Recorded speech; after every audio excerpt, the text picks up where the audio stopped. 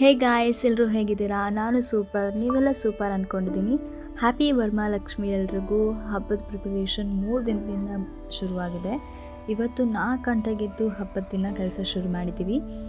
ನಮ್ಮಮ್ಮ ಅಂತೂ ಟೆನ್ಷನ್ ರಾಣಿ, ಕೆಲಸ ಮುಗ್ದಿಲ್ಲ, ಫೋನ್ ಇಟ್ಕೊಂಡು ಬಂದಿದ್ಯಾ ಅಂತ ಬೈತಾಯಿದ್ರು. ನಾನೇನು ಕೇರ್ ಮಾಡಿಲ್ಲ ಬಿಡಿ, ನನಗೆ ಅಭ್ಯಾಸ ಆಗೋಗಿದೆ. ಅಮ್ಮ ಕೊಬ್ಬರಿ ಕಟ್ ಮಾಡು ಅಂತ ಕೊಟ್ಟರೆ ನನ್ನ ಟ್ಯಾಲೆಂಟ್ನ ತೋರ್ಸೋಕ್ಕೋಗಿ ಕೈನೇ ಕಟ್ ಮಾಡ್ಕೊಂಡು ಬಂದೆ. ಅದಕ್ಕೆ ಬೈಕೊಂಡು ಬ್ಯಾಂಡೇಜ್ ಹಾಕ್ಕೊಟ್ರು. ನಾನು ವಿಡಿಯೋ ಮಾಡ್ತಿರೋದು ಗೊತ್ತಿಲ್ಲದೆ ನಮ್ಮಮ್ಮನ ಹಿಡನ್ ಟ್ಯಾಲೆಂಟ್ ಆಚೆ ಬರ್ತಾ ಇದೆ. ನೀವು ಕೇಳಿಸ್ಕೊಳ್ಳಿ.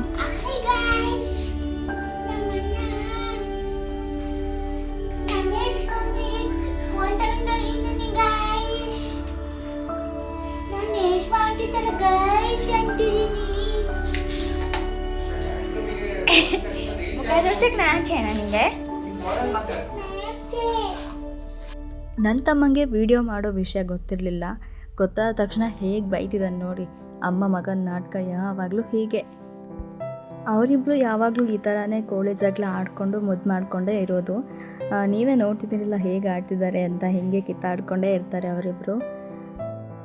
ಆಮೇಲೆ ನಾನೇನು ಕಮ್ಮಿ ಇಲ್ಲ, ಒಂದು ಪೋಸ್ ಕೊಡ್ತೀನಿ ಅಂತ ಬಂದ. ನಾನು ಅವನ ಜೊತೆ ಸೇರಿಕೊಂಡೆ. ಸುಮ್ಮನೆ ಇರೋಕ್ಕಾಗತ್ತಾ? ನಮ್ಮ ಟ್ಯಾಲೆಂಟ್ ತೋರಿಸ್ಲೇಬೇಕಲ್ಲ.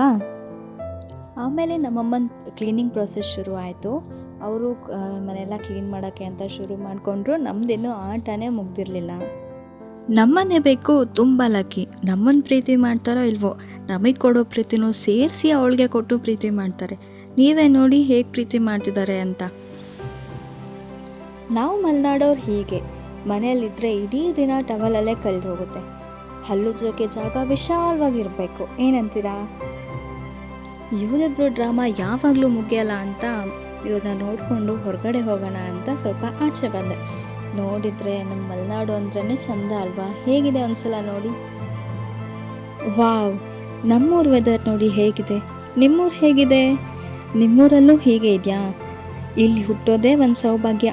ಹಾಗೆ ನಮ್ಮಮ್ಮನ ಗಾರ್ಡನ್, ಅವ್ರು ತುಂಬ ಪ್ರೀತಿ ಮಾಡಿ ಬೆಳೆಸಿರೋ ಹೂಗಳು, ಇದನ್ನೆಲ್ಲ ನೋಡೋಕ್ಕೆ ಒಂಥರ ಖುಷಿಯಾಗುತ್ತೆ. ನಮ್ಮ ಮನೆ ಸುತ್ತ ಇಬ್ಬನಿ ತುಂಬಿಕೊಂಡಿರೋದು, ಇದೇ ವಾತಾವರಣದಲ್ಲಿ ನಾವು ಹುಟ್ಟಿ ಬೆಳೆದು ಬೆಂಗಳೂರಲ್ಲಿ ಬಂದು ಜೀವನ ಮಾಡ್ತಿರೋರಿಗೆ ಇದೆಲ್ಲ ಅರ್ಥ ಆಗುತ್ತೆ.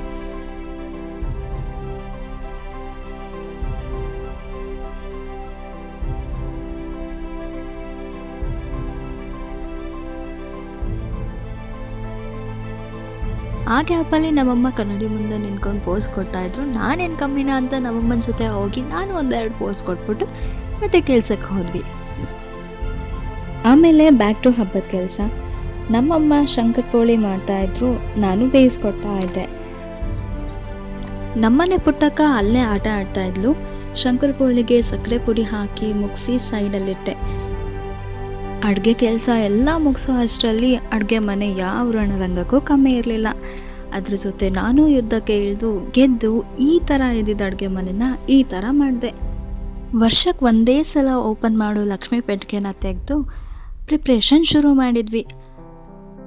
ಪ್ರತಿ ವರ್ಷ ಅದೇ ಅಲಂಕಾರ ಆದರೂ ವರ್ಷನೂ ಅಲಂಕಾರ ಮಾಡುವಾಗ ಕಷ್ಟ ಇದ್ದಿದ್ದೆ.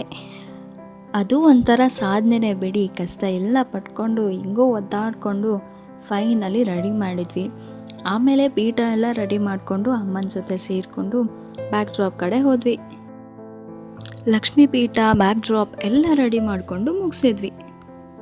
ನಿಮ್ಮನೆ ಲಕ್ಷ್ಮೀ ಪ್ರಿಪ್ರೇಷನ್ ಹೇಗಿತ್ತು ಅಂತ ಹೇಳೋದನ್ನ ಮರಿಬೇಡಿ, ಓಕೆನಾ? ಕಮೆಂಟ್ ಬಾಕ್ಸ್ ಇರೋದೇ ನಿಮಗೋಸ್ಕರ. ಆಮೇಲೆ ಮಮ್ಮಿ ನಾನು ಬಾಳೆಕಂಬ ಕಟ್ಕೊಂಡು ಬರ್ತೀನಿ, ಸ್ನಾನ ಮಾಡ್ಕೊಂಡಿರೋ ಅಂತ ಹೇಳಿ ತೋಟದ ಕಡೆ ಹೋದರು. ನಾವಿಬ್ಬರು TV ನೋಡ್ಕೊಂಡು ಕೂತಿದ್ವಿ.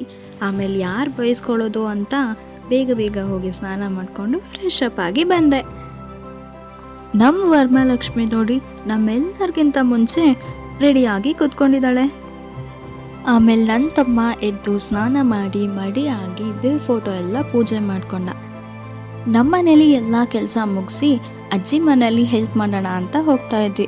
ಅಷ್ಟರಲ್ಲಿ ನೋಡಿ ಸೂರ್ಯನು ಎದ್ದು ನನ್ನ ನೋಡೋಕ್ಕೆ ಅಂತ ಬಂದ್ಬಿಟ್ಟ. ಅವನಿಗೊಂದು ಹಾಯ್ ಅಂತ ಹೇಳಿ ನಮ್ಮ ಅಜ್ಜಿ ಮನೆಗೆ ಹೋದೆ. ಹೋಗೋ ಅಷ್ಟರಲ್ಲಿ ಅಜ್ಜಿ ತಾತ ಆದರ್ಶ ದಂಪತಿಗಳಾಗಿ ಒಟ್ಟಿಗೆ ಕೆಲಸ ಮಾಡ್ತಾಯಿದ್ರು. ಅಜ್ಜಿ ಮನೇಲಿ ಹೆಲ್ಪ್ ಮಾಡಿ ಮನೆಗೆ ಬಂದು ಪೂಜೆ ಶುರು ಮಾಡ್ಕೊಂಡ್ವಿ. ನಮ್ಮಮ್ಮ ಅಂತೂ ಸಿಕ್ಕಾಪಟ್ಟೆ ಭಕ್ತಿಯಿಂದ ಪೂಜೆ ಮಾಡಿ ಬೇಡ್ಕೊಂಡಿದ್ದು ನೋಡಿದ್ರೆ ಲಕ್ಷ್ಮಮ್ಮ ಮುಂದಿನ ಮನೆಗೆ ಹೋಗೋದು ಬಿಟ್ಟು ನಮ್ಮ ಮನೆಯಲ್ಲೇ ಎದ್ಬಿಡ್ತಾಳೇನೋ. ಆಮೇಲೆ ಆರತಿ ಮಂಗಳಾರತಿ ಎಲ್ಲ ಮಾಡಿ ನಮಗೂ ಕೊಟ್ಟು ಇಬ್ಬರು ಸೇರಿ ಲಕ್ಷ್ಮಿಗೊಂದು ಹಾಡು ಹೇಳಿದ್ವಿ. ನೀವು ಕೇಳಿಸ್ಕೊಳ್ಳಿ ಹೇಗಿದೆ ಅಂತ ಮುಂದೆ ಹಾಕ್ತೀನಿ. ನಿಮ್ಮ ಮನೇಲೂ ಹಬ್ಬ ಎಲ್ಲ ಹೇಗೆ ಮಾಡಿದ್ರಿ ಅಂತ ನಿಮ್ಮ ಜೊತೆನೂ ಶೇರ್ ಮಾಡ್ಕೊಳ್ಳಿ. ಶ್ರೀದೇವಿ ಬಾಮ ಧನಲಕ್ಷ್ಮಿ ಬಾಮ ಮನೆಯನ್ನು ಬೆಳಕಾಗಿ ಮಾಡು, ದಯ ತೋರಿ ಬಂದು ಮನದಲ್ಲಿ ನಿಂತು ಸಂತೋಷ ಸೌಭಾಗ್ಯ ನೀಡು, ಸ್ಥಿರವಾಗಿ ಬಂದಿಲ್ಲಿ ನೆಲೆಸು, ತಾಯಿ ವರಮಹಾಲಕ್ಷ್ಮಿಯೇ ಹರಸು. ಸ್ಥಿರವಾಗಿ ಬಂದಿಲ್ಲಿ ನೆಲೆಸು, ತಾಯಿ ವರಮಹಾಲಕ್ಷ್ಮಿಯೇ ಹರಸು.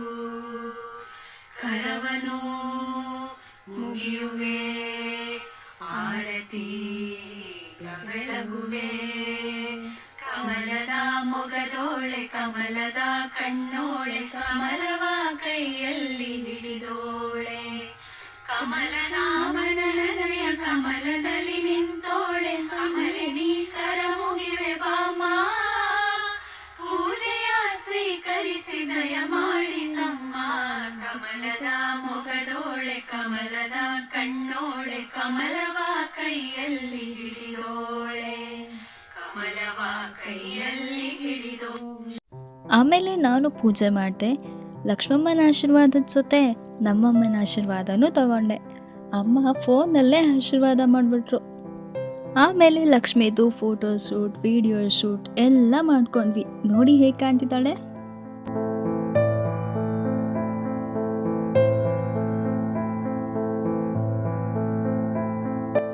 ನಮ್ಮಮ್ಮಂಗೂ ಅದರಲ್ಲೆಲ್ಲ ಏನೋ ಒಂಥರ ಖುಷಿ.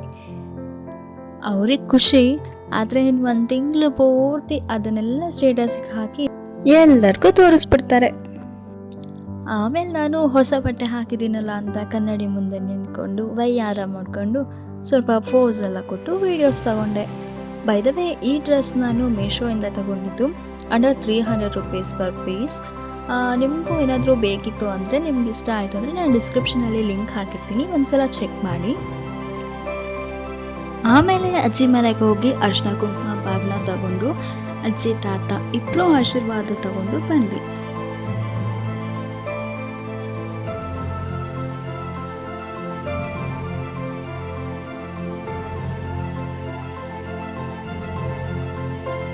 ಅಕ್ಕಪಕ್ಕದ ಮನೆಯವರು ನಮ್ಮ ಮನೆಗೆ, ನಮ್ಮ ಮನೆಯವರು ಅಕ್ಕಪಕ್ಕದ ಮನೆಯವ್ರಿಗೆ ಎಲ್ಲ ಹೋಗಿ ಅರ್ಶಿನ ಕುಂಕುಮ ತಗೊಂಡು ಬಂದರು. ಅರ್ಶಿನ ಕುಂಕುಮ ತಗೊಂಡು ಬರೋದೇ ಸಂಜೆವರೆಗೂ ನಡೀತು. ನಾನಂತೂ ಮೂಕ ಪ್ರೇಕ್ಷಕಿ ಆಗಿದ್ದೆ. ಏನೇ ಹೇಳಿ, ನಮ್ಮಮ್ಮ ವರಮಹಾಲಕ್ಷ್ಮಿ ದಿನ ವರಮಹಾಲಕ್ಷ್ಮಿ ಥರನೇ ಕಾಣ್ತಿದ್ರು ಅಲ್ವಾ. ಓಕೆ ಗಾಯ್ಸ್, ಇದಾಗಿತ್ತು 2026ನ ನಮ್ಮನೆ ವರಮಹಾಲಕ್ಷ್ಮಿ ಹಬ್ಬ. ನಿಮ್ಮನೆ ಹಬ್ಬ ಹೇಗಿತ್ತು ಆ್ಯಂಡ್ ನಿಮ್ಗೇನು ಅನ್ನಿಸ್ತು ಅಂತ ಶೇರ್ ಮಾಡೋದು ಮರಿಬೇಡಿ. ಹಾಗೆ ಸಬ್ಸ್ಕ್ರೈಬ್ ಮಾಡ್ಕೊಳ್ಳಿ. Thank you, love you all. ಇದೇ ಥರ ಸಪೋರ್ಟ್ ಮಾಡ್ತಾಯಿರಿ.